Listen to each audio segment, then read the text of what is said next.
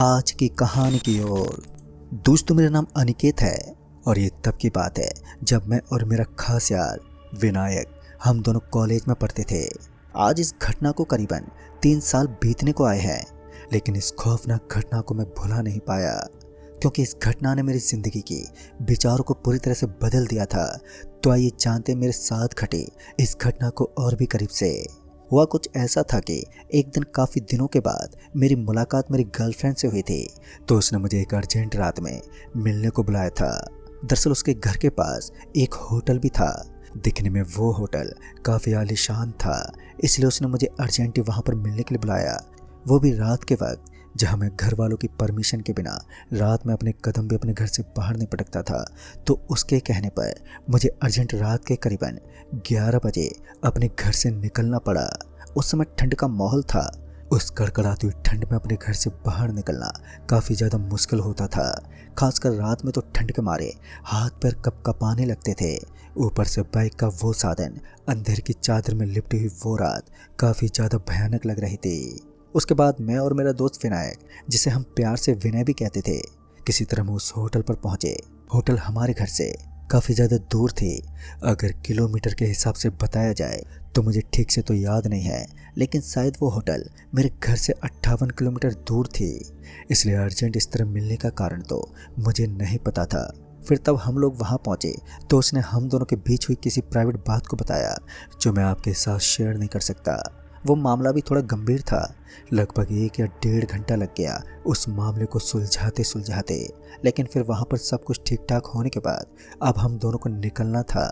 लेकिन इससे पहले मैंने सोचा कि मैं प्रिया को उसके घर तक छोड़ देता हूँ, ताकि उसे कोई प्रॉब्लम ना हो। इसलिए मैंने प्रिया को अपने बाइक पर बैठाया और उसे उसके घर पर छोड़ने के लिए चला गया। वैसे भी रात काफ़ी हो गई थी, इसलिए रास्ते में कीड़ों की वो आवाज़ भी हमें डरा देती थी। ऊपर से भयानक पसरा हुआ गहरा सन्नाटा अपनी गहराइयों से हर किसी को डरा देने में पूरी तरह से सक्षम था।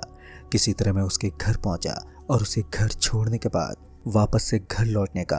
मेरे साथ विनायक था, तो हम दोनों हंसी मजाक करते हुए आगे की तरफ बढ़ने लगे। तभी मेरे फ़ोन की रिंग बजी। फ़ोन मेरी गर्लफ्रेंड का ही था। दरअसल प्रिया ने बताया कि रास्ते में जाते समय मुझे कहीं भी अपनी बाइक को नहीं रोकना है, चाहे कुछ भी हो जाए। अब मैं उसकी बातों को कुछ समझ नहीं पा रहा था। फिर कुछ देर के बाद प्रिया ने कहा, हमारा ये रास्ता थोड़ा हॉन्टेड बताया जाता है, इसलिए हम सभी इस रास्ते से संभल कर ही जाते हैं। खासकर रात में कुछ ज़्यादा डरावना हो जाता है। मैंने पहले तो प्रिया की बात को एक कान से सुना और दूसरे कान से निकाल दिया, क्योंकि मैं इन चीज़ों में कतई विश्वास नहीं करता था। खासकर भूत प्रेत से तो मुझे काफ़ी नफरत थी। इसलिए मैंने प्रिया की बातों को इग्नोर किया और बाइक की स्पीड को बढ़ाकर आगे बढ़ने लगा। ठंड के मारे हम दोनों के हाथ अब जमने लगे थे, इसलिए हमने सोचा कि कहीं कोई सही जगह देखकर अपनी बाइक को रोक लेते हैं और आग जलाकर बैठ जाते हैं। लेकिन फिर विनायक ने कहा, अरे नहीं यार, आग जलाकर बैठेंगे तो फिर ठंड ज़्यादा लगेगी। कहीं ना कहीं विनायक भी सही बोल रहा था। ठंड में जब हम अपने हाथों को आग में ताप लेते हैं तो उसके बाद ठंड को ज़्यादा ही लगने लगती है। तो मैंने भी ठंड को बर्दाश्त करना ठीक समझा। फिर एक बार हमारी बाइक ने स्पीड पकड़ना शुरू कर दिया, लेकिन जैसे जैसे बाइक स्पीड से आगे बढ़ रही थी तो वैसे वैसे मेरे पूरे हाथ पैर ठंडे पड़ रहे थे, जिस वजह से अब मेरे लिए बाइक को ड्राइव कर पाना काफ़ी ज़्यादा मुश्किल हो रहा था। मैंने विनायक से कहा, यार थोड़ी दूर तक तो ड्राइव कर ले, वो क्या है कि ठंड के मारे मेरे हाथ जम गए। लेकिन विनायक भी साला एक नंबर का ठरकी आदमी था। उसे पता था कि ड्राइव करने पर उसे ज़्यादा ठंड लगेगी, इसलिए उसने मुझे साफ साफ मना कर दिया और मुझे छेड़ने लगा। उसने अपने ठंडे ठंडे हाथ मेरी शर्ट में दे दिए, जिस वजह से मेरी बाइक डगमगाने लगी और फिर हम दोनों बीच सड़क पर गिर गए। बाइक पुरानी थी, तो हमें ऐसा लग रहा था कि शायद अब हमारी बाइक स्टार्ट ही नहीं होगी।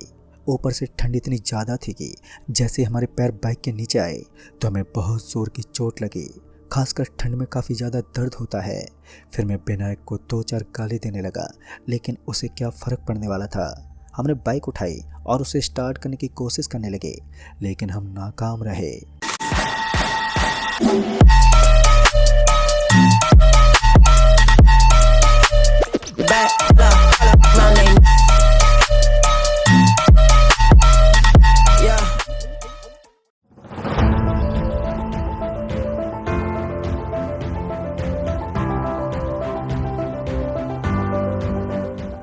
So for any organization, and more so for the people who are in the BFSI sector. Adoption of technology and digitalization is no more an option, it has become a compulsion, right? And that has actually helped SBI in the last 5 years, or even beyond 5 to 7 years from the time we have launched YONO, for instance. We have been investing heavily into technology and digitalization. If you see our growth rate, which I never get tired of saying, from 2018 to 2024, SBI balance sheet got doubled. I'm taking 2018 because the doubling of balance sheet prior to that was mainly because of the merger. Absolutely. So the post-merger balance sheet, which itself was very large, we got it doubled. And we have not doubled our head count, we have not doubled our number of branches, which means that the technology and digitalization has really helped us to handle the volumes. I think SBI will be seen more a digital first bank. That is the positioning what we are looking at. And the core of SBI continues to be customer centric, inclusive growth, and providing the services in a very trusted and transparent manner. But all these elements with the digital first approach. That's a very major point, because it's very clear that digital is the way SBI wants to grow it, and therefore all the other associated benefits. अब हमारी पूरी कोशिश करने के बाद भी हमारी bike start नहीं हो रही थी। गुस्से में आकर मैंने अपनी बाइक को वहीं छोड़ दिया और पैदल पैदल घर की तरफ निकलने लगा।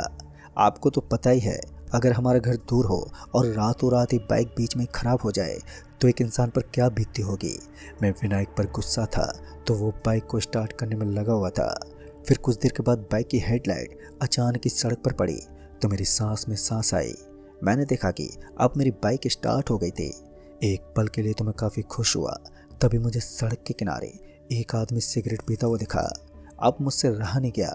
मैं उस आदमी के पास गया और बोला, भाई साहब थोड़ी सिगरेट मुझे भी पिला दीजिए।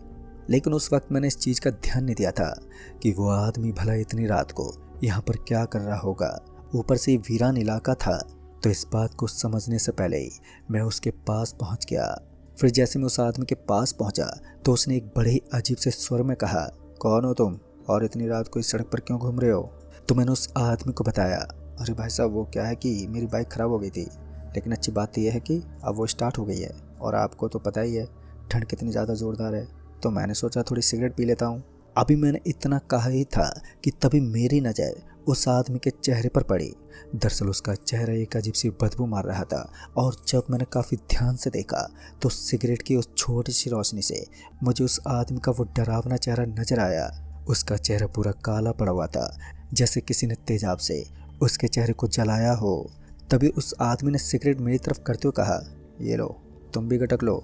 उसने इतना कहा ही था कि मैं 2 कदम पीछे खिसक गया और भागता हुआ सीधा विनायक के पास पहुंचा। अभी भी मुझे इस बात पर पूरा यकीन नहीं था कि वो कोई अनजानी ताकत है। मुझे ऐसा लग रहा था कि शायद वो आदमी कोई डाकू या फिर कोई हत्यारा है जो मुझसे छेड़छाड़ करने के बाद पैसे छीनने की कोशिश करेगा। इसलिए मैं वहाँ से भागा था। लेकिन उस आदमी ने एक बार के लिए भी मेरा पीछा नहीं किया। लेकिन ये बात भी पूरी तरह से कंफर्म थी कि अगर वो कोई चोर या बदमाश होता तो अब तक मेरे गले पर अपना चाकू रखकर मुझसे पैसे मांग लिए होते। लेकिन ऐसा तो कुछ हुआ ही नहीं था। फिर मैं जल्दी से विनायक के पास गया और जब उसने मेरे डरे हुए चेहरे को देखा तो उसने कहा, क्या हुआ भाई, तुम्हारे चेहरे के तोते क्यों उड़े हुए हैं। तो फिर मैंने कहा, यार मेरे को लगता है वहाँ आके जो आदमी बैठा है ना वो एक डाकू है और हम दोनों को कोई नुकसान पहुंचाना चाहता है। अभी मैंने इतना कहा ही था कि तभी विनायक ने बाइक की हेडलाइट को उसकी तरफ मारा तो हम दोनों ने देखा कि वहाँ तो कोई है ही नहीं। सड़क आगे से एकदम सपाट पड़ी थी। मैं इस चीज़ को देखकर पूरी तरह से हैरान हो गया। अभी मुझे इस चीज़ का विश्वास नहीं हो रहा था कि उस जगह पर हम दोनों को कोई चीज़ नज़र आ रही है और साथ ही सड़क भी एकदम खाली है और ना ही सड़क के अगल बगल में मुझे कोई नज़र आ रहा था। इसका मतलब तो यही था कि वो सिगरेट पीने वाला आदमी अब गायब हो चुका था। जब मैंने पूरी बात विनायक को बताई और मैंने उसे विश्वास दिलाने की बहुत कोशिश की, लेकिन अभी भी उसे ऐसा ही लग रहा था कि मैं उसके साथ कोई मजाक कर रहा हूँ। वो मेरी बात को मानने को तैयार ही नहीं था। तभी उसने मेरी बातों को इग्नोर कर दिया और फिर हम दोनों वहाँ से निकलने लगे। फिर कुछ देर तक तो बाइक चलती रही, लेकिन 100 या 200 मीटर दूर आगे जाते ही बाइक ने एक बार फिर से अपनी पूरी हरकत को आजमाना शुरू कर दिया। दरअसल बाइक फिर से बंद होने लगी। हमने काफ़ी कोशिश की, लेकिन अब बाइक का आगे बढ़ पाना काफ़ी ज़्यादा मुश्किल लग रहा था। तभी विनायक ने कहा, यार मेरे को लगता है बाइक में पेट्रोल ख़त्म हो गई है। ऊपर से हमारी बाइक का स्विच भी काम नहीं करता था, तो ऐसे में ये पता लगाना बड़ा ही मुश्किल था कि बाइक में पेट्रोल है या फिर नहीं। फिर मैंने बाइक को इधर उधर हिलाया तो एहसास हुआ कि बाइक की टंकी में पेट्रोल तो है ही नहीं। फिर बाइक भला आगे कैसे बढ़ेगी। ऊपर से जब हमने यहाँ से आगे वाले पेट्रोल पंप के बारे में जानने की कोशिश की तो हमें पता चला कि पेट्रोल पंप यहाँ से करीब 7 किलोमीटर आगे है और हमें बाइक को इसी तरह पैदल पैदल चलाकर आगे लेकर जाना होगा। इसके अलावा हम दोनों के पास कोई रास्ता ही नहीं था। फिर हमने शुरू कर दिया बाइक को धक्का देकर आगे चलाने का काम। कुछ देर तक तो हम ऐसा ही करते रहे, लेकिन फिर पता नहीं बाइक को ऐसा क्या हुआ कि हमारी बाइक एकदम से धीरे से चलने लगी। मैं अभी भी पूरी ताकत के साथ धक्का लगा रहा था, लेकिन उसके बावजूद भी ऐसा लग रहा था मानो कोई है जो हमारी बाइक को पकड़कर पीछे की तरफ खींच रहा है। लेकिन ये सब हम महसूस कर सकते थे क्योंकि वहाँ दूर दूर तक कोई इंसान तो छोड़ो, कोई परिंदा तक नजर नहीं आ रहा था। फिर ऐसे में बाइक अचानक ही धीमी कैसे हो गई। हम दोनों यही सोच रहे थे कि तभी हमें किसी के खांसने की आवाज़ आई और इस आवाज़ को सुनते ही हम दोनों के रोंगटे खड़े हो गए। ऊपर से कड़कड़ाती हुई ठंड, हम दोनों को ये सब चीज़ें काफ़ी ज़्यादा अजीब लग रही थी। तभी मेरे दोस्त विनायक ने कहा, भाई तू एक काम कर। Wish you could keep life's biggest celebrations forever. The cheers, the proud faces, the details. Well, now you can. Introducing the Realme 16 Pro series, 200 megapixel portrait master, perfect at every zoom.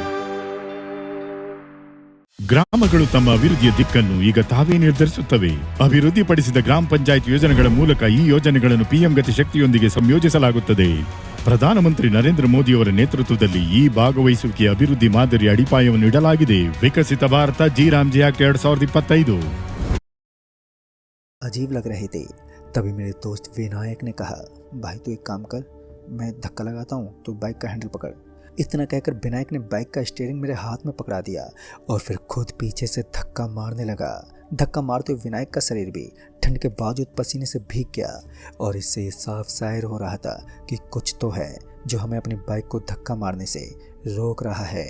तभी हम दोनों को किसी के कदमों की आवाज़ आई और जैसे हमने इस आवाज़ को सुना तो मुझे किसी सिगरेट के जलने की बदबू आने लगी और साथ ही वो कदमों की आवाज़ और उसके साथ साथ पहले वो किसी के खांसी लेने की आवाज़ भी आई थी।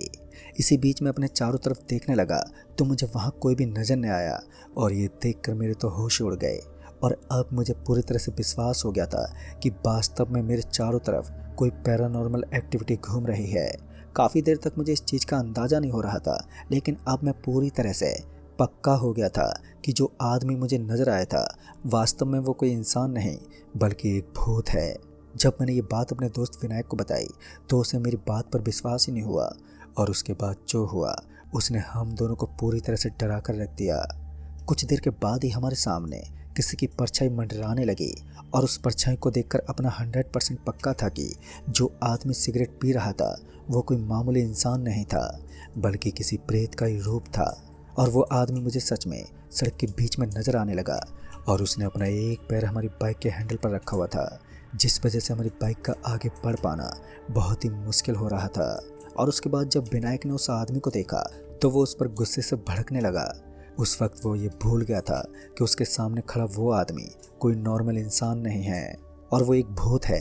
तभी उस आदमी ने विनायक को एकदम से पकड़ लिया और उसे हवा में उठा दिया। ये देखकर तो मेरे रोंगटे खड़े हो गए, मेरे पैर थर थर कांपने लगे। उस आदमी ने अपने मुंह से एक अजीब सी बात कही, हमें उसकी भाषा समझ में नहीं आई और फिर उसने विनायक को एकदम से नीचे गिरा दिया। जैसे ही विनायक नीचे गिरा तो वो दर्द के मारे चीखने लगा, लेकिन उस समय हमारी मदद करने वाला तो वहाँ पर कोई नहीं था। इसलिए मैंने विनायक को अपना हाथ दिया और उसे उठाते हुए वहाँ से भागने को कहा। हम दोनों बहुत तेज़ गति से वहाँ से भागने लगे। अब जो होना था हमने उसके बारे में बिल्कुल नहीं सोचा। उसके पैर में भी गहरी चोट आई थी, लेकिन हमने बाइक की कोई परवाह नहीं की और हम दोनों अपनी बाइक को वहीं छोड़कर तेज गति से भागने लगे। कुछ दूर आगे जाने के बाद हमें एक ऊंचाई वाला भाग नजर आया। हमें लगा कि यहाँ हम आराम से रुक जाएंगे। ऊपर से वहाँ पर हम दोनों को ठंड भी काफ़ी कम लग रही थी और ऊंचाई में वैसे भी ठंड कम ही रहती है, तो हम दोनों को वहीं ज़रूर रुकने के लिए सही जगह लगी। लेकिन किस्मत को कुछ और ही मंजूर था। मैं और विनायक भागते भागते काफ़ी ज़्यादा थक गए थे, तो हम दोनों के कदम एकदम से रुक गए और हम दोनों वहीं रुककर इधर उधर देखने लगे।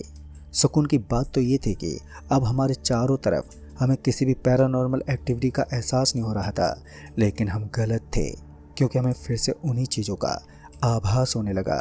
फिर कुछ लोग भागते हुए एक खेत के इलाकों की तरफ से हमारे पास आए। उनके कपड़ों को देखकर वो किसी आदिवासी की तरह लग रहे थे, शायद कोई ऐसी जनजाति जो अभी शिक्षित नहीं हो। तभी विनायक ने कहा, यार मुझे लगता है ये हमारी मदद कर सकते हैं, इसलिए हमें इनसे मदद मांगनी चाहिए।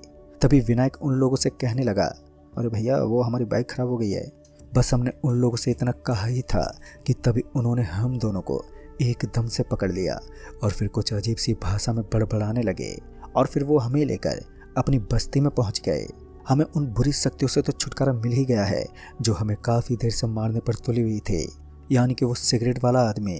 हमें लग रहा था कि शायद ये लोग हमें कोई नुकसान नहीं पहुंचाएंगे, वहाँ ले जाकर बस हमें बंदी बनाएंगे। लेकिन आगे जो हुआ उसने सच में हम दोनों के दिल को दहला दिया। उन सभी आदिवासी लोगों ने हम दोनों के बदन को एकदम से बांध लिया और उसके बाद हम दोनों को एक पेड़ के पास ले जाकर वहाँ लटका दिया। ऐसा लग रहा था जैसे अब हमारे साथ कुछ होने वाला है। उस घनघोर अंधेरे में कड़कड़ाती उस ठंड में अब मेरे हाथ पर जमने लगे थे। तभी वो कुछ अजीब सी भाषा में जोर जोर से उछल उछल कर कुछ बोल रहे थे। अब उनकी भाषा हम दोनों के समझ से बाहर थी। वो क्या बोल रहे थे ये तो हमें नहीं पता। तभी वो सब एकदम से चुप हो गए और ये सब सिर्फ एक सेकंड में हुआ। उन सभी को इस तरह खामोश होता देख मुझे भी समझ में नहीं आया। सिर्फ एक ही पल में वहाँ पर सन्नाटा पसर गया। उन सभी ने अपनी गर्दन को नीचे झुका लिया। ऐसा लग रहा था मानो वहाँ कोई आने वाला है। फिर जब मैंने उन सभी को ऊपर से लेकर नीचे तक देखा तो पता चला कि उनका शरीर अजीब सा था। उनके शरीर की बनावट एक आम इंसान से अलग थी। फिर जैसे मेरी नज़र उन सभी के पैरों पर जाने लगी तो मैंने देखा कि उनके पैर तो हवा से आधा इंच ऊपर की तरफ उठे हुए थे और कुछ लोगों के पैरों के आगे के पंजे हमें दिखाई नहीं पड़ रहे थे। अब ये तो साफ हो गया था कि ये सब भी भूत प्रेत हैं और हम एक मुसीबत से निकलकर दूसरी बेहद गहरी मुसीबत में गिर चुके हैं। मेरी सांस ऊपर नीचे हो रही थी। एक मुसीबत से निकलकर हम दूसरी मुसीबत में तो गिर गए, लेकिन यहाँ से निकलने का अब हम दोनों को कोई भी रास्ता दिखाई नहीं दे रहा था। लेकिन मैंने ये बात अपने दोस्त विनायक को नहीं बताई थी क्योंकि मुझे लगा कि कहीं उसे कोई सदमा न लग जाए और फिर वो डर के मारे पूरी तरीके से हताश न हो जाए। इसलिए मैंने इस बात को अपने मन के अंदर दबा कर रखा और मैं इस बात को किसी को बताना नहीं चाहता था, इसलिए मैं खामोश रहा। कुछ देर के बाद वहाँ एक अजीब सी आवाज़ आई।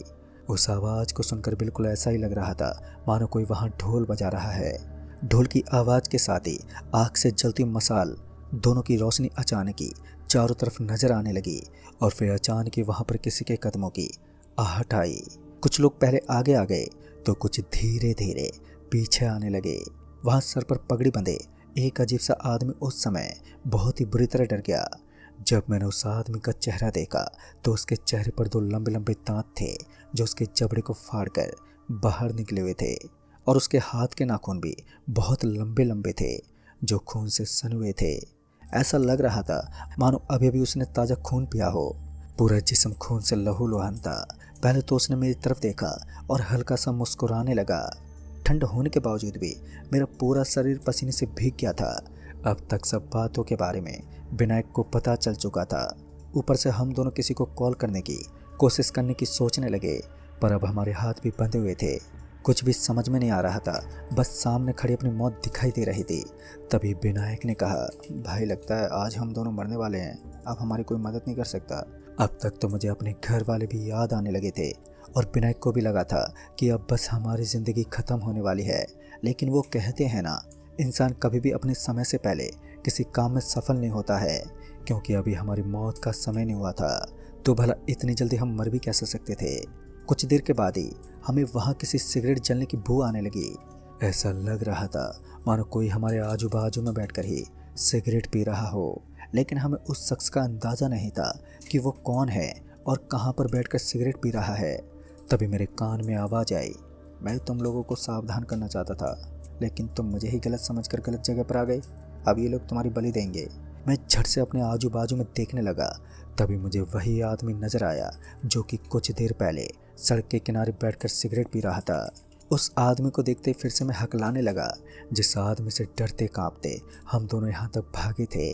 वो हमारा पीछा करते हुए यहाँ तक पहुँचा था। तभी उस आदमी ने कहा, चिंता मत करो, मैं तुम्हें नुकसान नहीं पहुँचाना चाहता। अगर तुम दोनों को इन आदिवासी भूतों से बचकर निकलना है तो किसी सही समय का इंतज़ार करना होगा, यानी कि रात के 2 बजे ये तुम दोनों की बलि देने वाले हैं। लेकिन उससे ठीक आधे घंटे पहले ही हमें अपनी जान बचानी थी, यानी कि ठीक से आधे घंटे पहले हमें मुक्त किया जाएगा और तब हम बुरी तरह से बेहोश हो जाएंगे। और अगर हम उस बेहोशी की हालत से बच गए तो यहाँ से जिंदा बचकर निकलना हमारे लिए काफ़ी ज़्यादा आसान हो जाएगा। हम दोनों को बस अपने आप को जगाए रखना है। उसके बाद मैंने अपनी आंख बंद कर ली और फिर वो आदमी भी हमारी आंखों से गायब हो गया। हमें तो पता ही नहीं चला कि पल भर में ही वो आदमी वहाँ से कहाँ चला गया। फिर उसके बाद बिल्कुल वही हो रहा था जो उस आदमी ने बताया था। उन लोगों ने हम दोनों को खोल दिया और फिर हमें अपने शरीर पर एक अजीब सा भारीपन महसूस होने लगा। बार बार मेरी आंखें बंद हो रही थी, लेकिन मैंने अपने आप को किसी तरह जगाए रखा। मेरा पूरा शरीर भारी हो गया था और बिल्कुल ऐसा ही मेरे दोस्त के साथ भी हो रहा था। और उसके बाद वही हुआ जिसका मुझे डर था, क्योंकि मुझे नींद का झटका आ गया और फिर मेरी आंख बंद हो गई। फिर कुछ देर के बाद किसी ने मुझे हाथ लगाया और मुझे हिलाने लगा। मैंने अपनी आंखें खोली तो मुझे लगा कि अब तो हम बलि के हत्थे चढ़ी जाएंगे, अब हम दोनों को कोई नहीं बचा सकता। लेकिन जब मैंने अपनी आंखें खोली तो मेरे सामने विनायक खड़ा था। फिर हम दोनों वहाँ से भागने लगे। दरअसल अब वहाँ से वो आदि जनजाति के लोग गायब हो चुके थे, या फिर यूँ कहें कि कुछ समय के लिए वहाँ से छूमंतर हो चुके थे। उस आदमी ने हमें बताया था कि यहाँ से ठीक आगे हमें एक शिवजी का मंदिर दिखेगा और उस शिवजी के मंदिर के अंदर रुद्राक्ष है, हमें बस उसको जाकर छूना होगा। मैं और विनायक भगवान को याद करते हुए किसी तरह उस मंदिर के पास पहुँच गए जो जंगलों के बीचों बीच था। जैसे ही हम उस मंदिर में पहुँचे तो हमने देखा कि उस मंदिर के अंदर रुद्राक्ष की एक बड़ी सी माला थी और उस माला को देखकर मुझे काफ़ी सुकून मिला। फिर मैंने उसे हाथ लगाया और मंदिर में भगवान के सामने हाथ जोड़कर बैठ गया। सुबह के 5 बजे तक हम दोनों वहीं पर इंतज़ार करते रहे और उसके बाद जैसे सुबह के 5 बजे तो हम अंधेरे अंधेरे में निकल गए। किसी तरह हम आधे घंटे में पेट्रोल पंप पर पहुँचे और बाइक में पेट्रोल डलवाकर अपने घर भी पहुँच गए। घर वालों से तो मैंने ये बहाना बना लिया कि मैं किसी कागज कार्रवाई के लिए इतनी जल्दी उठ गया था, लेकिन उस दिन ने मुझे ये सिखा दिया कि वास्तव में हर चीज़ बुरी नहीं होती। जहाँ बुरी शक्तियाँ रहती हैं तो वहाँ किसी अच्छी रूह का विवास करना एक लाजमी सी बात है। उस दिन उस आदमी के कारण, या फिर यूँ कहें कि उस आत्मा के कारण हम दोनों जिंदा बच गए। लेकिन दोस्तों ये घटना मुझे आज भी बुरी तरह से डरा देती है। उस दिन के बाद मैंने उन आदिवासियों के बारे में ज़्यादा कुछ जानने की कोशिश भी नहीं की। तो दोस्तों इस कहानी में बस इतना ही। कहानी आपको पसंद आई हो तो वीडियो को लाइक शेयर ज़रूर कर दें और साथ ही हमें नीचे कमेंट बॉक्स में ज़रूर बताएं। तो मैं आपका दोस्त राजकुमार जल्द ही मिलूँगा ऐसी एक और नई कहानी के साथ। तब तक के लिए बाय एंड टेक केयर।